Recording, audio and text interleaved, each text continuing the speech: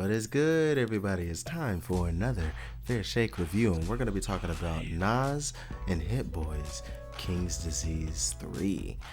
Yes, a third entry in this series, and yeah, I have some quick thoughts to talk to you about, and this little review. So let's get through it because there's 17 tracks, and I got little blurbs about all of them here. So the first track, Ghetto Reporter. What an intro. Here, Nas is recounting how he's been in the industry and how he's seen it change before his eyes and how he's kind of navigated through it all, being in it for so long. And freaking loved it. Legit. Love how the production kind of evolved halfway through this song, and it's just more fantastic bars. Then Thun has a freaking gritty beat with Nasty Nas kind of doing what he does best.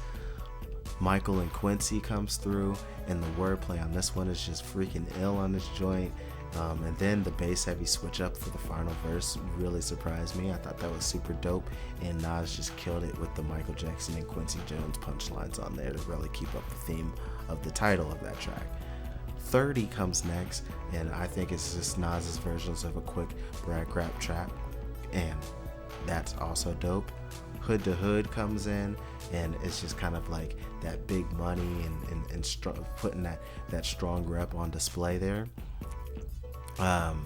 Then Recession Proof talks about how he's kind of raised in the hood and kind of knowing you had to prepare for the worst since nobody's really recession proof. Dig that. Reminisce comes through, and it's a freaking head knocker of a beat, more reminiscent on how he's kind of survived the industry and is still relevant. And it kind of ends with a cool little drill coda. Yes, I said coda because I'm a music head, okay? Leave me alone. Up next we got the serious interlude, and here's just kind of telling tales of him growing up pulling ladies that were already in relationships, and he's just kind of focused on having fun and on his career, and not really the women that he's getting in trouble in their relationships.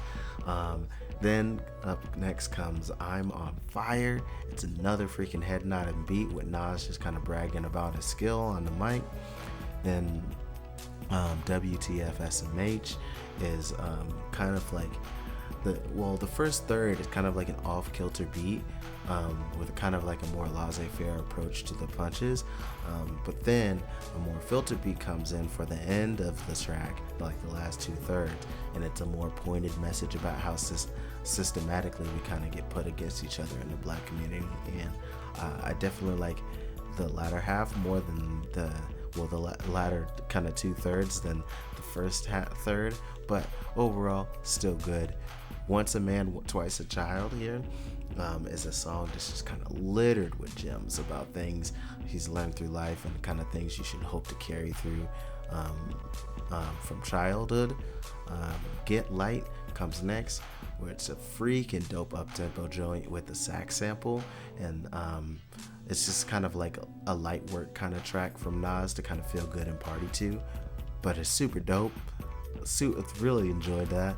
First Time comes next, and it's a 6-song question about how you first, heard Nas throughout his long career, and kind of relating it to how it felt to hear other rappers old and young, and how it made him feel to hear those people as well. Really cool concept. Dug that. Next up is Beef. It's a freaking grimy, bass-heavy track where kind of Nas just personifies beef. Pretty simple, but still cool. Well done. Been done before, but he still killed it.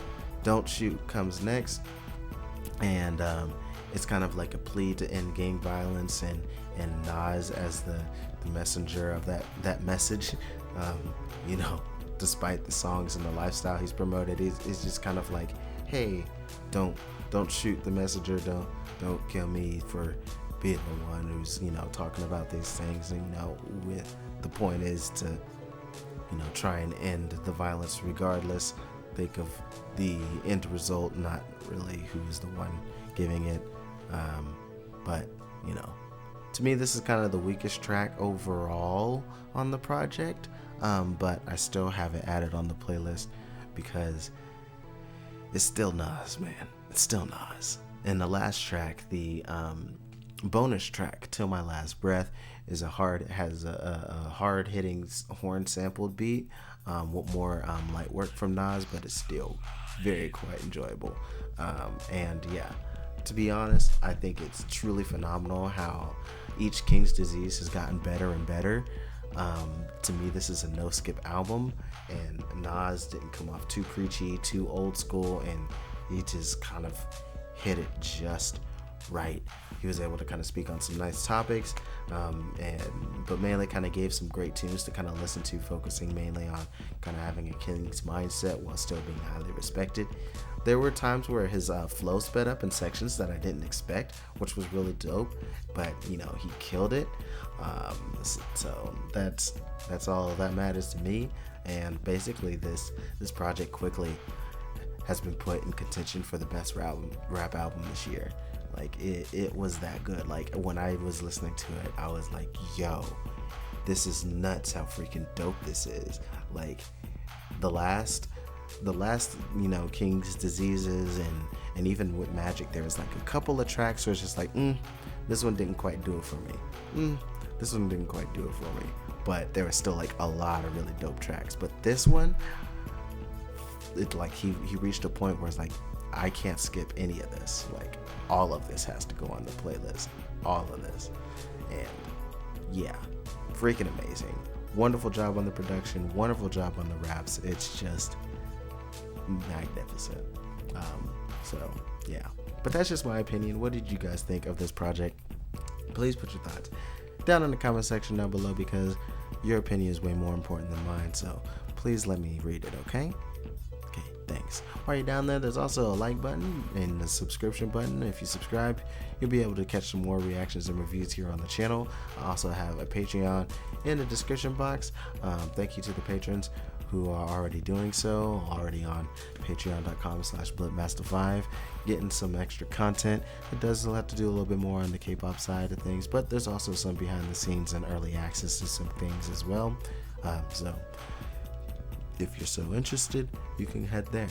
But that's gonna conclude today's video. So until next time, much love, peace, peace.